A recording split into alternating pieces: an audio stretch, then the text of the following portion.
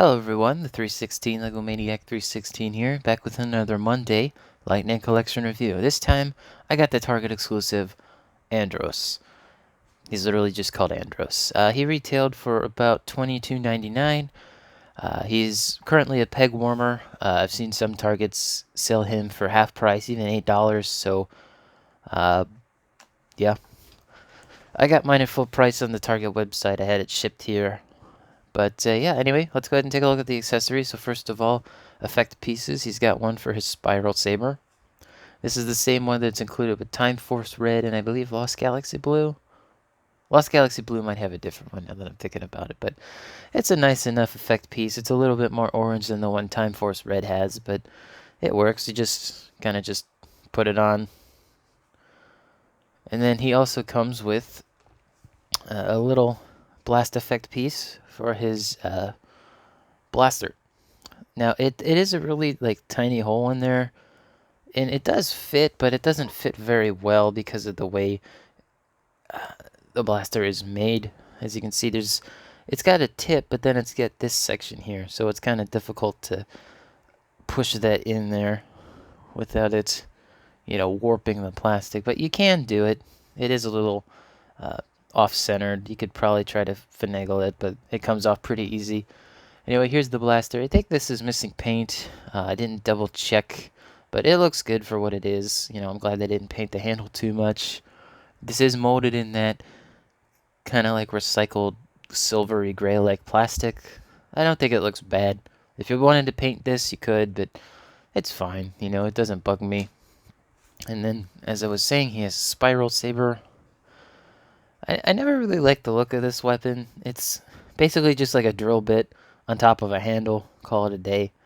It is missing paint on the handle, but I'm okay with that as long as paint doesn't chip off on the figure. I got no problems. Again, this looks like it is molded in this, off recycled gray, because down here you can see the paint's already started to chip a little bit. I haven't noticed it chip off in the hands or anything because they're black hands. Alright, last couple of accessories. He does have two holding hands, not trigger finger holding hands. If he did, this would be a good way to get trigger finger holding hands for your A squad members. But anyway, he comes with the same hands as regular in Space Red. He's got the pointy finger, where he's like, like A. And then he comes with a fist. Now, I would put these hands on the figure, but if you take a look at mine, this peg is really bent. You could use some hot water, hairdryer, even your breath to warp that back into shape, but it's just a fisted hand. I already have plenty of those in black. Last accessory he comes with, an unpainted in space helmet. This doesn't even have the lines on the side of the visor. It's all completely black. There's no paint at all on here. And, it's a nice inclusion. This was never seen in the show, but at least they included it, Like, if you wanted to make a custom in Space Ranger, this would be the perfect base head to do it on. Alright, let's go ahead and take a look at the figure. He also comes with a robe. That is an accessory. It can be taken off. That's kind of the whole point. Anyway, I gotta say, when they first revealed this figure, I was like, oh, that's unique. It's, one of the first figures that has a cloth good, like Rita. He's, I believe, the second, maybe the third figure to have a cloth good on him.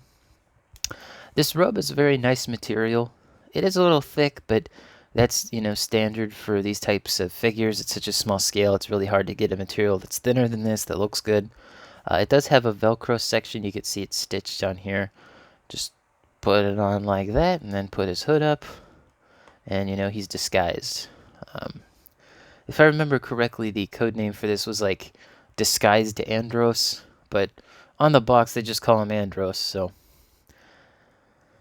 I don't know how I'm going to title this video, but I guess we'll see. Anyway, let's go ahead and look at the back of the hood here. As you can see, it's stitched in here, and I think down the center there's a stitch as well as down here. So if you wanted to get him to not have the hood on, I found it difficult to just pull it back because it springs back into place. So what I recommend is just taking your finger, pushing up some of the material, and that usually keeps it back enough so that you could do poses like I did with the start of the video. Overall, it's a really nice hood cloak here. He used it 3 times throughout the series, not just in space, but also Wild Force in Forever Red right at the beginning. Speaking of which, let's go ahead and take off the robe. Now, this is kind of like what they thought the undersuit would be like, because there's another episode where he's like in a tavern or something, and he has like this necklace on. Instead, they just decided to print it right on the figure, which is fine. The only other paint application on this body is down here on the belt. Otherwise, this is a completely blank slate Ranger figure. So, if you see this guy on sale, this is like the perfect figure to get for customizing. All you gotta do is like repaint it and you're done. You can make it any Ranger you want, basically. Uh, I'm pretty sure they use the same mold as Lost Galaxy, the In-Space Rangers. I don't have any other In-Space Rangers, so this is technically my first In-Space Ranger, if you will. Technically not. Let's go ahead and take a look at the head sculpt. It's a reuse from the In-Space Red 2-pack head sculpt, but you know, it looks good. Although I heard that the paint quality on the hair, like up here on the, you know, the blonde streaks, is a little bit less quality, but mine looks fine, you know? I mean, it's a little feathery around the edges, but it doesn't really bug me. I'm not a big fan of the expression. I think the problem is that his eyes on mine here are printed just a little too high, but it looks good nonetheless. Let's go ahead and take off that head. And as you can see, it just has the standard traditional just ball on hinge joint. It doesn't have the new dumbbell joint some of the figures are getting, like Phantom. Now, getting on this helmet was a struggle, so I recommend a hairdryer and just being very careful with it. I've seen some people rip the ball out. I didn't put it on all the way because it's still pretty difficult even after a hairdryer treatment, but you get the idea. There he is. And if you want to take his blaster here and put it in the holster, you totally could. The issue with my holster here is that it's very loose, so there's a little bit too much material here, and it's not, you know, glued down, which is fine because it makes it, you know, easier for him to grab his. If you wanted to do that kind of pose where he's going to grab it. And it gives it more of like a cowboy look in a way, but again, this is supposed to be like a stealth suit. Again, it's the standard traditional Lightning Collection body mold.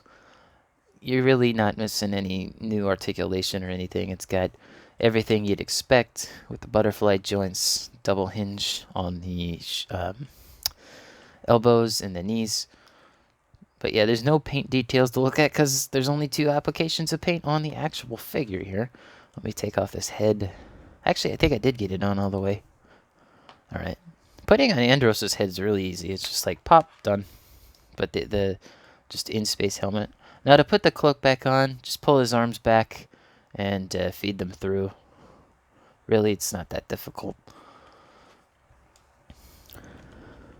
Alright, now let's go ahead and take a look at some size comparisons once I get him all situated here.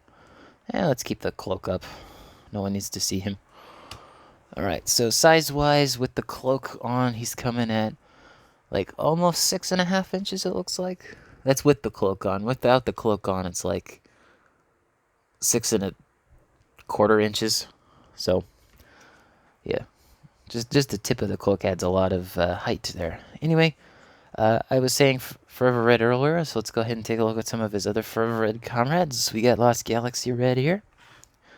And if I could fish him out of my display back here, we have Time Force Red. As far as I know, these are the only Forever Red figures I have. I have other Red Rangers. Obviously, you can see Dino Thunder Red in the background there, but these are the only ones from the actual, you know, anniversary special that I own. Let's see. Any other size comparisons I want to do? Let's grab one of my most recent reviews, A Squad Yellow. And it's basically a similar mold. This is actually a little smaller now that I'm looking at it. That's kind of weird. Yeah, the A Squad helmets are pretty big, but you get an idea. Alright, let me go ahead and put these figures back and we can take a look at the box and I'll give you my final verdict. Anyway, let me know what you guys think of this figure in the comments below. While I'm getting this situated. Anyway, let's take a look at the box here. So on the back you can see him with both of his weapons and a rendered cloak, which is, it looks rubber on here. Again, this is a render. The render's always going to look a lot nicer. On the side here, you got, man, in space. On the front there, you get a really weird looking picture, but you know, at least they included it. See, as you can see, it just says Andros. That's in red, but the top of the box is in black. Kind of interesting. And then there's the side with the lightning stripe. And then there's your legalese down there. So overall, what do I think of this figure? Do I think it was worth the money? Is it something you absolutely need for your collection? I think if you really like In Space, you're going to really want this for the Robe.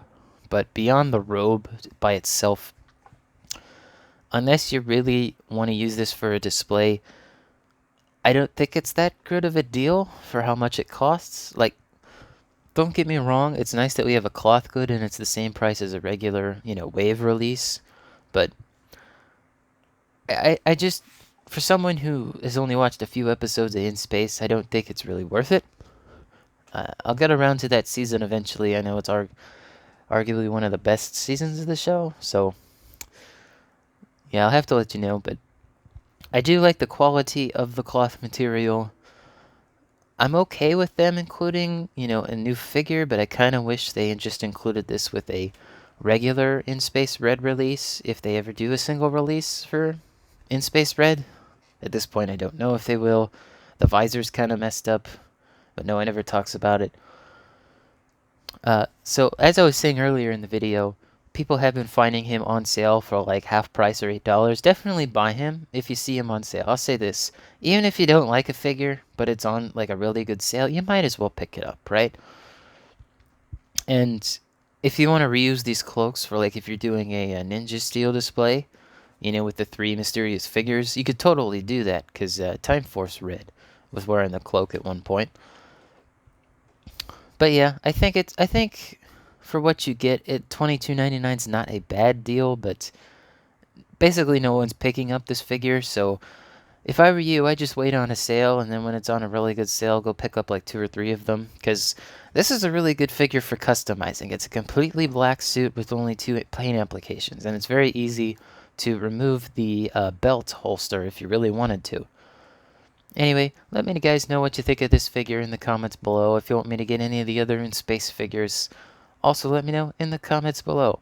Be sure to like the video if you thought this was a good review. And be sure to subscribe and hit the bell notification to be notified on when more of these reviews will be up. I do have one more review planned after this one.